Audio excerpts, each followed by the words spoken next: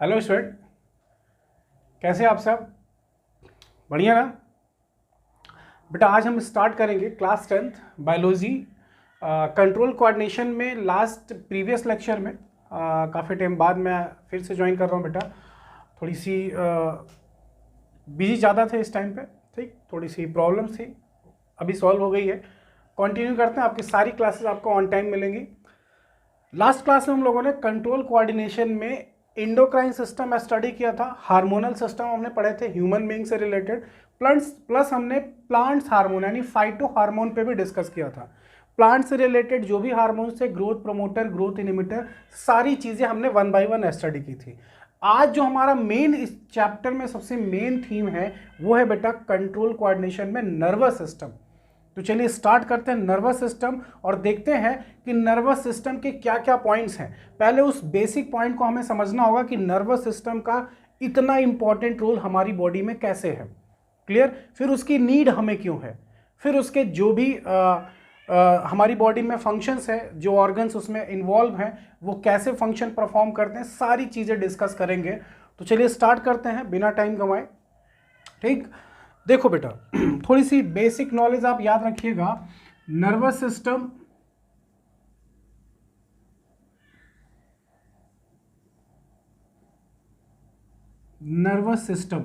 ठीक, study of nervous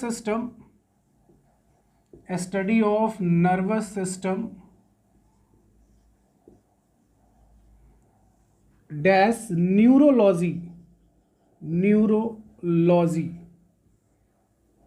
ठीक ना बेटा। तो ये ध्यान रखना, that branch of biology in which we study about nervous system, तो होल नर्वस सिस्टम।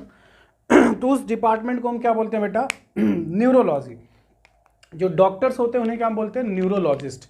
अब मेरी बात ध्यान समझिएगा, जो नर्वस सिस्टम का इस चैप्टर में रोल है, मैंने स्टार्टिंग में आपसे डिस्कस किया था, प्रीवियस नहीं फर्स्ट लेक्चर में, कि इंडोक्राइन सिस्टम केवल कोऑर्डिनेट मैनर में साथ साथ वर्क करता है, जो हमारी बॉडी के सारे फंक्शंस को कंट्रोल करता है। ब्रीथिंग, सर्कुलेशन, स्पेशली हार्ट से इन्वॉल्व नहीं होता, हार्ट मायोजेनिक हार्ट है, वो खुद से रेगुलेट करता है फंक्शंस को, लेकिन जो उसके फंक्शंस हैं, कुछ स्पेसिफिक फंक्शन, वो नर्वस सिस्टम से कहीं ना कहीं पॉइंट आउट होते हैं, कंट्रोलिंग में लगे होते हैं, ठीक। आपकी बॉडी क्या रिस्पॉन्स करती है, क्या एक्शन लेती है, पॉजिटिव नेगेटिव, ये सब कुछ डिसाइड करता है नर्वस सिस्टम। और आपको पता है हमारा नर्वस सिस्टम जो बायोलॉजी कहती है वो मेनली दो चीज़ों से मेनली दिखाया जाता है, ब्रेन और spinal cord, brain and spinal cord. तो आगे चल के हमें इस चैप्टर में सबसे अच्छी चीज़ हमको पढ़नी बेटा, काफ़ी कुछ नॉलेजेबल चीज़ें हैं, ब्रेन पढ़ना है, ठीक। तो ब्रेन से रिलेटेड सारे पॉइंट्स हमें मिलेंगे, बट पहले हमें नर्वस सिस्टम की क्या नीड है, इसका क्या इंपॉर्टेंस हमारी लाइफ में है, डेली लाइफ में, वो हमें समझना होगा, ठीक। तो आपकी स्क्रीन पे देखो, आपको एक पैरा दिख रहा है, उस पैरा को मैं रीड कर रहा हूँ। ये अपनी कॉपी में साइड में सिलेबस से हटके है, सिलेबस के पॉइंट ऑफ व्यू से नहीं, केवल आपको समझना, आप चाहो तो लिखो, अदरवाइज एज इट इज़ केवल समझ लीजिए, और आपको समझने के बाद अपना रिस्पॉन्स जरूर दीजिएगा कि कितना आपको कैसा लगा ये इन्फॉर्मेशन, ठीक बेटा। तो स्क्रीन पे जो दिख रहा है आपको, जरा ध्यान से फोकस करिएगा, लिखा हुआ है देखिए, एवरी ऑर्गेनिज्म मस्ट समहाउ, बेटा एक एक पॉइंट मैं आपको बता रहा हूं, ठीक, ध्यान से पढ़िएगा। Every organism must somehow become aware of what is going on around it. हर एक ऑर्गेनिज्म पूरी तरह से अवेयर है कि उसके चारों तरफ क्या क्या चीज़ें हो रही हैं, वो उसके लिए बेनिफिशियल है, उसके लिए हार्मफुल है, उससे उसे बचना चाहिए या उसके फेवर में होना चाहिए, ये सारी चीज़ें उसको पता है। Around it and accordingly perform action for its survival, वो उसी हिसाब से एक्शन करता है अपने सर्वाइवल के लिए। अभी जैसे आपने सुना एक तूफान आया था ताउते, तो लोग जिस एरिया में ये तूफान ज़्यादा कह सकते हो डेंजरस था, वहाँ ज़्यादा इसने तबाही मचाई, वहाँ के लोग बहुत अलर्ट थे। वो अलर्ट इसलिए थे क्योंकि उनको पता है कि क्या होने वाले अगले पल, उस प्रॉब्लम को लेके वो ज़्यादा एक्शन में थे कि अगर कुछ ऐसा हुआ तो हमें कैसे बचाव करना है। लेकिन जो उससे दूर थे, जहाँ पे उस तूफान का थोड़ा बहुत इफेक्ट पड़ा, वहाँ के लोग उतना एक्शन में नहीं थे, बट हाँ उनको नॉलेज थी कि ऐसा होगा, ठीक ना। तो ये चीज़ है, नर्वस सिस्टम हमें पहले ही अलर्ट कर देता है कि हमारे सराउंडिंग में जो हो रहा है उससे हमें कैसा एक्शन लेना है, क्लियर। फिर perform action for its survival. Next point लिखा है apart from action which provide adjustment to the external environment. हमें जो एक्शन लेना है या जो चीज़ें हमें वहाँ देखनी एडजस्ट करना है, तो क्या उससे एडजस्टमेंट करना, जो इन्वायरमेंट में चेंजेस आ रहे हैं क्या उससे में हम एडजस्टमेंट कर सकते हैं, उससे टॉलरेट कर सकते हैं, या फिर हमें कोई एक्शन लेना पड़ेगा। जैसे हमें बहुत ज़्यादा गर्मी पड़ने लगे तो हम क्या करते हैं, टॉलरेट करते हैं। ठीक, टॉलरेट करना क्या हुआ किसी छांव में बैठ जाएंगे, ठीक, ऐसी जगह बैठेंगे जहाँ हवा लग रही हो, बहुत धूप ना हो, तो ये सब होता है टॉलरेट करना, मतलब हम एडजस्ट करना शुरू करते हैं। लेकिन अगर प्रॉब्लम नहीं हमारे कंट्रोल में है तो हम उस पर एक्शन लेना शुरू करते हैं। अब एक्शन अपने फेवर में लेना है, हमें सर्वाइव करना है, तो हम सर्वाइवल के लिए कुछ भी कर सकते हैं।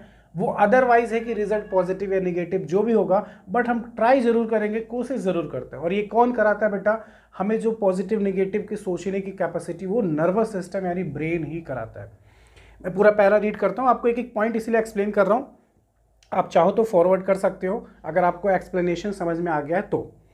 आगे क्या लिखा है, there are so many activities going on inside our body. हमारी बॉडी के अंदर भी कई एक्टिविटीज़ होती हैं, लेकिन हमारी बॉडी के सराउंडिंग में जो होगी, बाहर इन्वायरमेंट में, उसे तो हम देख भी पा रहे हैं, उसे हम समझ सकते हैं, सुन सकते हैं वो सारी चीज़ें, लेकिन जो हमारी बॉडी के अंदर हो रही है, going on inside our body of which we are unaware, हमें उसके बारे में पता नहीं है। कहते हैं लोगों को जब स्टमक पेन होता है या स्टमक वाले एरिया में, एब्डोमिनल कैविटी में पेन होता है, चेस्ट में पेन होता है, तब वो डॉक्टर के पास जाता है। अगर किसी को पेन नहीं होगा तो कोई डॉक्टर के पास नहीं जाएगा। लेकिन डॉक्टर के पास जाने पर भी आपने ऐसे वर्ड भी सुने होंगे कि भैया अब आपको देर हो चुकी है क्योंकि ये ऑर्गन खराब हो चुका है, ठीक ना, ट्रांसप्लांट करना पड़ेगा। इसका मतलब उस पर्सन को पता ही नहीं चला बीमारी कहाँ तक पहुँच चुकी थी। क्लियर ना। तो यही चीज़ें हैं कि हमारी बॉडी के अंदर क्या चीज़ होता है उसके लिए हम अनअवेयर होते हैं, और जब वो चीज़ प्रॉपरली कॉज हो जाती है, वो अपना कह सकते हो जितनी उसको एक इन्फेक्शन फैलाना होता है, सारी चीज़ें हो जाएंगी, तब हमें पता चलता है। ठीक, तो आगे देखिए, all such action have to properly time out coordinated. ये प्रॉपरली कह सकते हो टाइम आउट कोऑर्डिनेटेड, एक कोऑर्डिनेटेड मैनर में आपको प्रॉपर सिग्नल भी मिलता है। Such coordination occur by two agencies. अगर इस चीज़ का प्रॉपर एक सिग्नल मिलेगा कि आपको ये प्रॉब्लम हो रही है, तो ये टू एजेंसीज हैं हमारी बॉडी में जो हमें सिग्नल देती हैं। पहला कौन सा है, नर्वस सिस्टम, और दूसरा कौन सा, हार्मोनल सिस्टम। मैंने पहले ही आपको बताया था इस चैप्टर में कंट्रोल कोऑर्डिनेशन में 2 पॉइंट्स आपके लिए स्पेसिफिक है। क्लियर ना। तो कंट्रोल कोऑर्डिनेशन में ये पॉइंट्स ध्यान रखिएगा, hormonal system and nervous system बेटा, hormonal system and nervous system, ठीक ना बेटा। The nervous system is dealt here in chapter 9। तो ये चीजें हमें नहीं, ठीक। तो 2 system specially nervous system and hormonal system. Clear ना बेटा। वापस से जरा बोर्ड पे फोकस करिएगा तो आपको एक चीज इस पैरा से समझ में आ गई कि हमें हमारी बॉडी में 2 स्पेसिफिक सिस्टम हमारी बॉडी में, नर्वस सिस्टम और हार्मोनल सिस्टम, जो हमारी बॉडी के मैक्सिमम फंक्शंस को कंट्रोल करते हैं। क्लियर ना बेटा। यहाँ पे कई चीज़ें आपको ऐसी मिलेंगी जो डेली लाइफ से आपको जाननी चाहिए। इन फ्यूचर कॉम्पिटेटिव एग्जाम्स या फिर आप specially NEET point of view से हम देखें तो उस एग्जाम में ये सारे पॉइंट्स काफ़ी मतलब बहुत इंपॉर्टेंट है, ठीक ना।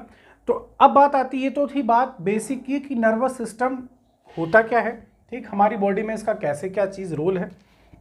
बात आती है नीड ऑफ नर्वस सिस्टम, क्या ज़रूरत है हमें, ठीक ना बेटा। तो देखिए आपको दूसरा पैरा दिख रहा है, आपको एक स्क्रीन पे आपको दिख रहा है, फोकस करिएगा अच्छे से। मैं एक चीज़ आपको बता रहा हूँ बेटा, उतना टाइम में अगर आप बोर्ड पे आपको लिख के बताऊँगा तो उससे बेटर है कि आपको ऐसे रिटन फॉर्म में मिल जाएगा, ठीक। क्या लिखा है देखिए, नीड ऑफ नर्वस सिस्टम लिखा है, the nervous system in our body perform the following major function. अब देखो फंक्शन की बात कर रहा है बेसिकली। सबसे पहले इसने बात की नीड ऑफ नर्वस सिस्टम, क्यों इंपॉर्टेंस है, क्यों जरूरत है। पहला, keep us inform about the outside world through the sense organ.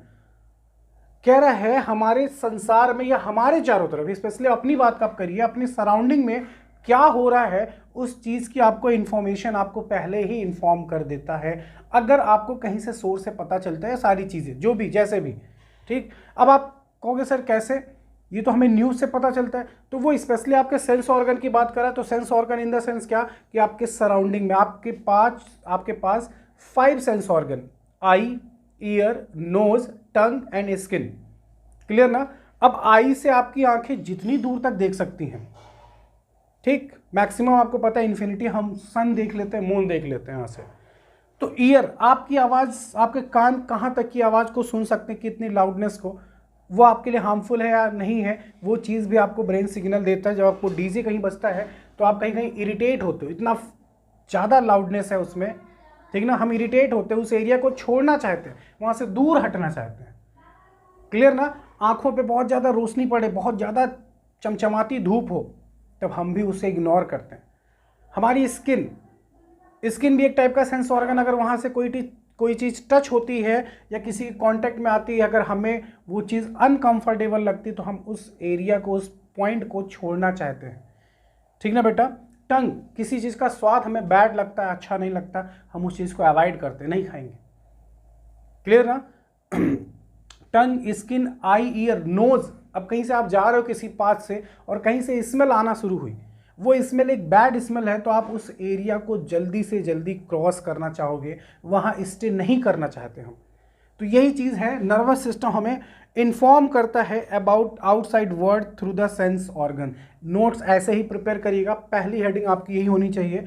First आप लिखिएगा study of nervous system neurology, और सेकंड वो इन्फॉर्मेशन जो मैंने आपको दिखाई, आप अगर चाहो तो लिख सकते हो, अदरवाइज ये हेडिंग तो लिखनी है आपको, नीड ऑफ नर्वस सिस्टम, क्या नीड है इसकी। सेकेंड लिखा enable us to remember, to think and to reason out. Nervous system हमें याद दिलाता है, सोचने पे मजबूर करता है, और रीज़न, उसका कारण भी इंडिकेट करता है। अब ये डिपेंड करता है कि वो सारी चीज़ें आपसे जुड़ी हैं या नहीं जुड़ी हैं। क्लियर ना। आप जैसे आप मान लीजिए आप स्कूल जाते हैं, ठीक, अब स्कूल आप गए, आप होमवर्क कॉपी या क्लास वर्क कॉपी घर पे भूल गए, तो आपको पता है कभी कभी ऐसी भी सिचुएशन आती है कि हम कॉपी तो भूल गए, स्कूल में जाते हैं, टीचर से हॉनेस्टली बताते हैं कि सर मैं कॉपी भूल गया जल्दी में, ठीक। लेकिन आपको पता है कभी कभी ऐसा भी होता है कि हमारे पास ऐसी कंडीशंस आ जाती है कि हमें टीचर्स को बताने से पहले हम फ़ोन घर पे करवाते हैं, पेरेंट्स के पास असेंबली से पहले ही फ़ोन करवा देते हैं, स्कूल पहुंचने के बाद मैं कॉपी भूल गया हूं, मेरी कॉपी पहुंचवा दीजिए, क्योंकि उसका इम्पोर्टेंस उस टाइम बहुत ज़्यादा इम्पॉर्टेंट होता है। प्रैक्टिकल की कॉपी हो सकती है, कुछ भी। तो ब्रेन आपका डिसाइड दोनों साइड कर रहा था, काम चल जाएगा या नहीं चल पाएगा। अगर नहीं चल पाएगा तो आप क्या करेंगे, उसके लिए क्या एक्शन है, आप फ़ोन कराते हैं, आपके घर में जो फैमिली मेम्बर होंगे वो आपकी कॉपी वहाँ तक पहुँचाएंगे। ऐसा हुआ होगा आपके साथ। तो ये है ब्रेन का, नर्वस सिस्टम का एक रोल है कि वो हमें सोचने पे मजबूर करता है कि हमें क्या एक्शन लेना चाहिए। क्लियर ना। थर्ड पॉइंट क्या लिखा है बेटा, control and harmonize all voluntary muscular activities, जैसे रनिंग और even holding this book in your hand while you are reading it. जब आप क्लास में आपसे टीचर कहते हैं कि आप रीड करिए, तो आप अपनी बुक को दोनों हाथ से उसे पकड़े रहते हैं जब तक आप रीड करते हैं। तो ये कौन बताता है, ब्रेन। कितनी डिस्टेंस से बुक को पकड़ना है ताकि आप कंफर्टेबल उसे देख सकते हो, उसे रीड कर सकते हो। क्लियर ना। ये सारी चीज़ें कौन डिसाइड करता है, क्विक ब्रेन डिसाइड करता है। टीचर का क्वेश्चन आपने सुना नहीं कि आप, या उस टीचर ने कोई इंटरटेन चीज़ें बोली, उसने आपको तुरंत हंसी आ जाती है। ये कैसे होता है, आपके ईयर ने सुना, सेंस ऑर्गन, और आपको तुरंत उस पर एक्शन, रिप्लाई दिया आपने, जैसा मूवमेंट वैसा हम रिप्लाई करते हैं, ठीक ना बेटा। Fourth point, regulate involuntary activities. Regulate involuntary, जो हमारे कंट्रोल में नहीं है। देखो, एक वॉलेंट्री एक्शन होता है कि इनवॉलेंट्री। वॉलेंट्री एक्शन मीन्स होता है जो आपके अकॉर्डिंग हो, जब आप चाहोगे तभी होगा।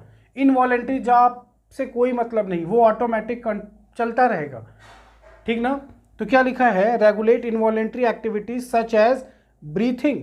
भाई हम ब्रीथिंग तो रोक नहीं सकते, हम कुछ टाइम तक सांस रोक सकते हैं, लेकिन हम ये कहो कि हम अपनी सांस बिना नोज को ब्लॉक किए रोक लें, कोशिश कर सकते हैं, लेकिन ब्लॉकेज कितना होगा ये जरूरी नहीं है, कितना होगा ये पता नहीं।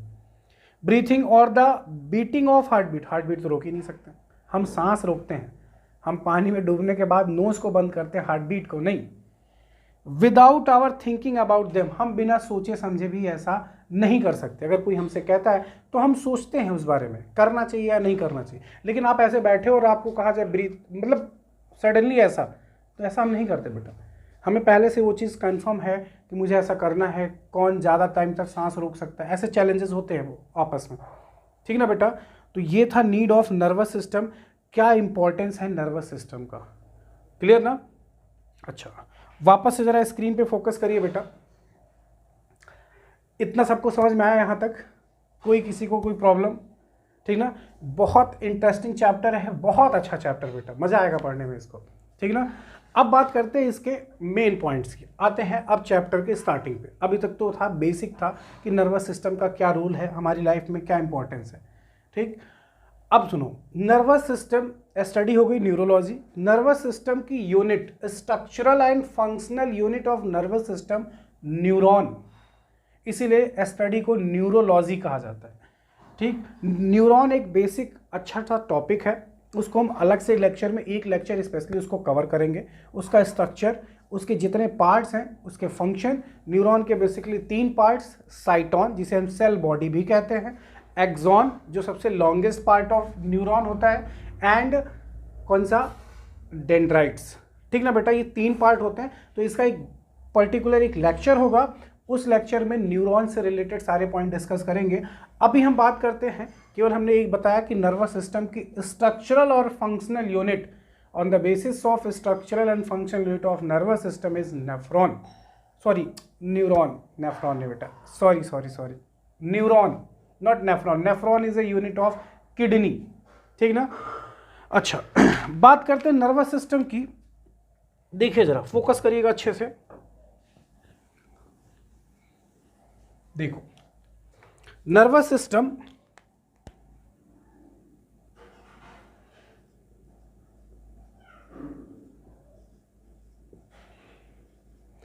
स्पेशली 2 पार्ट में डिवाइड होते हैं। कितने पार्ट में बेटा, 2 पार्ट में। एक होता है सेंट्रल नर्वस सिस्टम,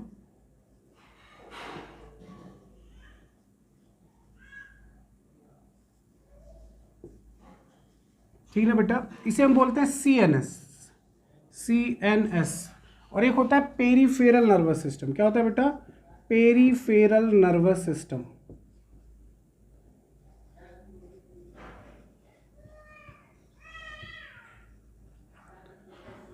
इसे हम क्या बोलते हैं बेटा, PNS, ठीक। अगर आप थोड़ा सा बैक जाओगे, लगभग 3 to 4 ईयर 5 ईयर बैक देखोगे, तो पहले क्या किया गया था, नर्वस सिस्टम को 3 पार्ट में डिवाइड किया गया था। काफ़ी पुरानी बुकों में ऐसा है, 4-5 ईयर नहीं, और पीछे आप देखोगे तो आपको पुरानी बुकों में मिलेगा, नर्वस सिस्टम के 3 पार्ट होते थे, central nervous system, peripheral nervous system, autonomic nervous system. But recently जो अब बुकें आ रही हैं, या जो अभी रिसेंटली जो आई हैं बुकें, उसमें क्या किया है, नर्वस सिस्टम को 2 पार्ट में डिवाइड किया, central nervous system, peripheral nervous system. Peripheral के अंडर में ऑटोनॉमिक नर्वस सिस्टम को इंक्लूड कर दिया गया। तो हमें जो पढ़ना है बेटा, वो रिसेंट डाटा पे ही स्टडी करना है, ठीक, जो CBSE की गाइडलाइन के अकॉर्डिंग है, ठीक ना। तो उसके अकॉर्डिंग ही चलना है, हमें उस पर ही फोकस करना है, ठीक। अच्छा, आगे देखिए इसके कौन कौन से पार्ट थे। सेंट्रल नर्वस सिस्टम के बेटा 2 पार्ट होते हैं, एक होता है ब्रेन और एक होता है स्पाइनल कॉर्ड, ठीक ना बेटा, ब्रेन एंड स्पाइनल कॉर्ड। अब जरा इस पे फोकस करते हैं, ठीक। इस पे क्या है जरा वो देखिएगा, मेरी बात ध्यान से समझिएगा, मेरी बात ध्यान से समझिएगा बेटा। देखो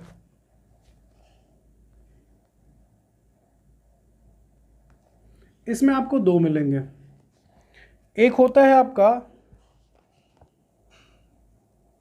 सेंसरी, ठीक, सेंसरी, इसे बोलते हैं अफ्रंट। मैं एक एक चीज़ आपको एक्सप्लेन करूंगा, अफ्रंट। और एक होता है मोटर, इसे बोलते हैं इफ्रंट, ठीक ना बेटा। ठीक, सेंसरी मोटर। अब इसको आगे चल के देखोगे आप तो यहाँ आपको दो मिलेंगे। इस चीज़ को अभी आप एज इट इज ऐसे ही ड्रॉ कर सकते हो। एक मिलेगा आपको ऑटोनॉमिक नर्वस सिस्टम,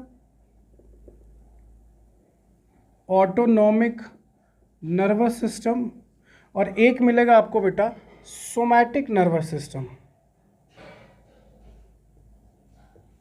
ठीक, ऑटोनॉमिक नर्वस सिस्टम आप दो पार्ट में डिवाइड कर सकते हो इसे। एक आपको मिलेगा सिंपैथेटिक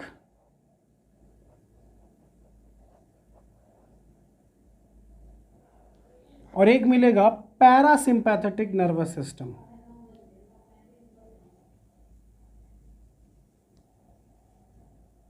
ठीक ना बेटा, पैरासिम्पैथेटिक नर्वस सिस्टम। ये कौन सा होगा? Sympathetic nervous system. क्लियर ना? और इसमें आपका ये सोमैटिक नर्वस सिस्टम है बेटा। ठीक, मेरी बात ध्यान समझना। तो ये एक फ्लो चार्ट है, आपको स्क्रीन पे आपके दिख रहा होगा बोर्ड पे। ठीक, अब इसमें क्या क्या चीज़ें हमें पढ़नी है वो जरा ध्यान से समझिएगा। ठीक, देखो मेरी बात ध्यान समझना। नर्वस सिस्टम के दो part basically, central nervous system, peripheral nervous system. Our central nervous system is made up of brain and spinal cord. Central nervous system is made up of brain and spinal cord. अब brain आपको पता है, ये basic हमारी सबसे important heading है। हमें brain के बारे में डिस्क्रिप्शन पढ़ना है अप टू 10th लेवल पे। ठीक, क्लास 10th बायोलॉजी में जितना सफिशिएंट मैटर होगा उससे ज़्यादा आपको प्रोवाइड करूंगा। सारी चीज़ें अच्छे से समझ में आएंगी आपको। स्पाइनल कॉर्ड आपकी जो पीछे बैकबोन होती है, उस बैकबोन के अंदर होती है स्पाइनल कॉर्ड। ठीक ना, बैकबोन के अंदर स्पाइनल कॉर्ड होती है। और ध्यान रखिएगा, आपका ब्रेन आपके हेड के अंदर है। ब्रेन का ही पार्ट होता है मेडुला ऑब्लांगेटा। यही आगे चल के कंटिन्यू आगे मूव करता है और कन्वर्ट होता है किसमें? स्पाइनल कॉर्ड में। तो सेंट्रल नर्वस सिस्टम में दो पार्ट आते हैं। ठीक, अगर हम बात करें पेरिफेरल नर्वस सिस्टम की, तो इसमें आपको मिल रहा है सेंसरी और मोटर। मेरी बात आज ध्यान समझिएगा, फर्स्ट लेक्चर में आपको केवल बेसिक समझना है। सेंसरी ऐसी नर्व, जब आप किसी ऑब्जेक्ट को टच करेंगे, किसी चीज़ को देखेंगे, तो जो मैसेज आपके ब्रेन तक गया ना, उस मैसेज को ले जाने का काम होता है सेंसरी नर्व का। अब देखना सुनना ये तो सेंसरी ऑर्गन है, नाम ही सेंसरी ऑर्गन है। अब मान लीजिए आप पैदल चल रहे हैं, वॉक कर रहे हैं, पैर के नीचे आप विदाउट स्लीपर चल रहे थे, पैर के नीचे कोई ऑर्गेनिज्म आ गया, लिविंग ऑर्गेनिज्म, कोई इंसेक्ट है। आपके पैर के नीचे जैसे ही उसको आपने उसके ऊपर पैर रखा, आप तुरंत पैर हटाओगे, तो जब वो टच हुआ होगा ना उसकी बॉडी, तो हम टच होने पे क्या हुआ? मैसेज जाएगा। हमारी जो स्किन होती है वो रिसेप्टर उस पर प्रेजेंट होते हैं। जिस चीज़ को आप टच करते हो उसे स्टिमुलस कहते हैं। तो जैसे ही सिग्नल जाएगा ना, तो सिग्नल आपके स्पाइनल कॉर्ड से होते हुए ब्रेन तक पहुंचता है। अब डिपेंड करता है, अगर कंडीशन इमरजेंसी की होगी तो ब्रेन तक मैसेज नहीं कन्वे किया था, स्पाइनल कॉर्ड भी रिस्पॉन्स दे सकता है, लेकिन वो कंडीशन इमरजेंसी वाली होनी चाहिए। नॉर्मल कंडीशन पे वो स्पाइनल कॉर्ड रिस्पॉन्स नहीं देगा, मैसेज ब्रेन तक जाएगा, फिर ब्रेन डिसाइड करता है वो चीज़ कंफर्टेबल है या अनकंफर्टेबल है, आपको क्या करना चाहिए। ये सारी चीज़ें ब्रेन डिसाइड कर लेता है। क्लियर ना? तो जैसे आपने पैर रखा, तो जो मैसेज ब्रेन तक ले गया ना, वो ले जाने का काम किसका होता है बेटा? सेंसरी नर्व का। अच्छा, ब्रेन को रिस्पॉन्स देना है पॉजिटिव नेगेटिव, आपको भागना चाहिए, आपको वहाँ खड़े होकर देखना चाहिए, या फिर उसे मारना चाहिए, वो रिस्पॉन्स कौन लेके आता है? Motor nerve. और मोटर नर्व कहाँ रिस्पॉन्स लेके आती है? दो चीज़ों पे, मसल्स पे और ग्लैंड पे। ध्यान रखना, मोटर नर्व दो ही जगह रिस्पॉन्स लेके आएगी, मसल्स और ग्लैंड। दोनों पे ला सकती है, एक पे भी ला सकती है, डिपेंड करता है सिचुएशन है कैसी। ठीक ना? अब आप छत पे खड़े हो, अचानक छत पे 3 या 4 बंदर आ गए, मंकी, उसी पॉइंट पे बैठ गए जहां से भागना था, जहां डोर थी। अब आपको लगा कि ये मेरे ऊपर अटैक कर देगा। बगल में एक, आपके घर के बगल एक घर और था, उसकी जो छत थी, फ्लोर थी, वो आपसे नीचे थी। आपको लगा कि अब मेरे पास डू और डाई, मंकी से फाइट कर नहीं सकते। आपके अंदर डर लग रहा था, क्योंकि आपने कभी ऐसा किया नहीं था, आपको ऐसा बताया नहीं गया था कैसे फाइट करना है। तो आपके पास एक ही ऑप्शन बचता है, या तो उस बंदर को कोई स्टोन मिले, मारने की कोशिश करो, या फिर अगर वो अटैक करता है तो आप छत से कूद जाएंगे। तो ये जो कराता है ना, ये कौन कराता है? मोटर नर्व मैसेज लेके आती मसल्स और ग्लैंड। ग्लैंड्स मतलब इंडोक्राइन हार्मोन को उत्तेजित करना ताकि आप जंप कर सको। नॉर्मली आपसे कहा जाता है आप कभी नहीं जंप करेंगे क्योंकि हार्मोन सीक्रेट ही नहीं होगा। उस टाइम सिचुएशन ऐसी थी, आंखों ने देखा और डिसीजन लिया गया हार्मोन्स पे भी, और मसल्स आपके पैर फोल्ड हुए। तो फोल्ड कैसे होंगे? मसल्स ही तो फोल्ड कराएगी। और जब आप जंप करके नीचे आएंगे तो आपके पैर प्रॉपर एक्सपैंड करेंगे, आप वहाँ से भागना शुरू करेंगे। कराएगा कौन? नर्वस सिस्टम ही कराता है। तो मोटर नर्व रिस्पॉन्स लेके आती है बेटा। अब एक एग्जांपल और समझो। मान लो मेरी आंखों पे किसी ने पट्टी बांध दिया, मुझसे कहा गया इस यहाँ पे कोई कॉइन रखा गया, मुझसे कहा गया इस कॉइन को टच करके बताओ कितने रुपए का कॉइन है। मेरे आंखों पे पट्टी बांधी गई, मुझे ये बताया गया कॉइन है, ब्रेन को मैसेज मिल गया। अब आपको पता है कि जब आप इसको टच करोगे तो आपको ये बताना है, लेकिन मान लो वहां पे कोई हॉट सब्सटेंस रख दिया गया, एकदम गर्म, रेड हॉट। आपके माइंड में क्या है? कॉइन है। आप बेहिचक विदाउट एनी हेजिटेशन फट से हाथ रखोगे। जैसे ही रखोगे यहां पे टच होगा, ये रिसेप्टर्स होंगे यहां पे, तुरंत मैसेज लेके जाएंगे, ब्रेन तक पहुंचेगा ही नहीं। स्पाइनल कॉर्ड पहले ही कंडीशन कैसी है? इमरजेंसी कंडीशन है, तुरंत रिस्पॉन्स मिलेगा। रिस्पॉन्स कौन लेके आएगा? Motor nerve. अब रिस्पॉन्स कहाँ लाना है? मसल्स ग्लैंड दोनों पे या एक पे? एक पे। कहाँ पे? मसल्स पे, क्योंकि ये मसल्स है बाइसेप्स, ये है ट्राइसेप्स। इसको फोल्ड करना है तभी यहाँ पीछे आएगा। तो जब आपने इस पर रखा ना बेटा, इसको पीछे करने के लिए आपको इस मसल्स को कॉन्ट्रैक्ट कराना पड़ेगा। तो कौन कराएगा? मोटर नर्व लेके आएगी, मैसेज एक्शन होगा, ये मसल्स कॉन्ट्रैक्ट होगी, आपका हाथ ऑटोमेटिक पीछे आ जाएगा। आई बात समझ में? तो यही होता है, सेंसरी नर्व का काम है मैसेज को ले जाना, मोटर नर्व का काम है रिस्पॉन्स को लेके आना। क्लियर ना? वो रिस्पॉन्स को लेके आता है बेटा, रिस्पॉन्स को। अब रिस्पॉन्स ध्यान रखना दो ही जगह लेके आएगा, मसल्स या ग्लैंड पे। बात करते हैं पेरिफेरल नर्वस सिस्टम के इससे रिलेटेड जो पार्ट हैं। एक ऑटोनॉमिक नर्वस सिस्टम है जिसमें दो है, सिंपैथेटिक और पैरासिम्पैथेटिक। एक क्या करता है? आपकी बॉडी एक्टिविटी, हार्ट बीट हो गया, ठीक, ब्लड प्रेशर हो गया, इस चीज़ को स्टिमुलेट करता है, ज़रूरत पड़ने पे इसको एक्सेसिव रेट से बढ़ाता है। उसी चीज़ को ये क्या करता है? नॉर्मल कंडीशन में कंट्रोल करता है। क्लियर ना बेटा? ये चीज़ कंट्रोल करेगा और ये चीज़ क्या करेगा? उसे प्रमोट करता है, इनिशिएट करता है, बढ़ाता है। आपको दौड़ना है तो हार्ट बीट बढ़नी चाहिए, ये बढ़ाएगा, ठीक। सोमैटिक नर्वस सिस्टम, इसको आगे चल के हम डिस्कस करेंगे। और एक चीज़ ध्यान रखना, यहाँ पे एक पॉइंट और मिलेगा आपको, पेरिफेरल नर्वस सिस्टम में हम पढ़ेंगे। हमारे पास बॉडी में दो टाइप की नर्व होती है, क्रैनियल नर्व होती है और एक कौन सी होती है? Spinal nerve.